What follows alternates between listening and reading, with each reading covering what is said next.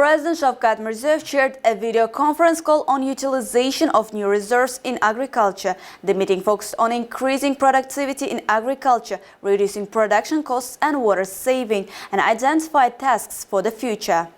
The President emphasized the need for innovative approach to work and increase production under the conditions of limited land and water resources, as well as the introduction of industrial culture in the industry. For example, the average yield per hectare in Uzbekistan is lower than in developed countries, while fertilizers, fuel and water are used twice as much. It was noted that it is possible to achieve cotton yield up to 50 centenars and grain yield up to 100 centenars per hectare by importing productive seeds and training farmers in new agro-technologies. The head of state emphasized the issue of farmers' interest. Today, based on the new order, raw cotton is sold through the exchange. Cotton prices at New York Stock Exchange are rising. In grain farming, farmers' income have doubled due to the introduction of market relations. If the farmer is interested, he can work without subsidies from the government. Such times will come, and that is my goal, Shavkat Mirziyoyev said. A system of granting soft loans directly to farmers will be introduced in grain farming this year, similar to one used in cotton farming. In addition, transportation and storage costs of the wheat purchased with state resources will be fully covered from the budget. Cost reduction is an important aspect of sustainability of farms. In this regard, instructions have been given to reduce the cost of production of mineral fertilizers by 15% this year, to create sufficient supply at the exchange and organize fertilizers warehouses in 70 additional districts. The quality and markup of mineral fertilizers will be also controlled. Conditions will be created for farmers to buy fertilizers at their own expense. The procedure of mandatory registration on logistics portal for transportation of fertilizers from warehouses will be also abolished. The meeting also discussed measures to increase production and export of fruits and vegetables. Thus, preferential loans up to 100 million sums without pledge and up to 150 million sums with reduced pledge will be provided. Farmers will be provided with necessary equipment in leasing from joint stock company Uzagro Leasing for up to 10 years with a grace period of 3 years. Customs privileges for import of motorized cultivators and mini tractors will be extended for 3 years. The meeting also identified measures to support cattle breeding, silk and fish farming. In particular, loans in national currency at 17% with grace period of 3 years for up to 10 years will be allocated for the establishment of livestock complexes, purchase of livestock, production of mixed fooders. Livestock farms will also be allocated 1 trillion sums of soft loans for working capital. The part of the loans exceeding 18% interest rate will be covered from Entrepreneurship Support Fund. Silk farming will be developed industrially based on experience of Vietnam and China, and net plantation of silkworm will be created. 2 silk breeding stations will be launched at the Silk Breeding Institute. Targets have also been set to expand fish farming in pools along rivers and private farms. The meeting heard reports and plans of the responsible persons on discussed issues.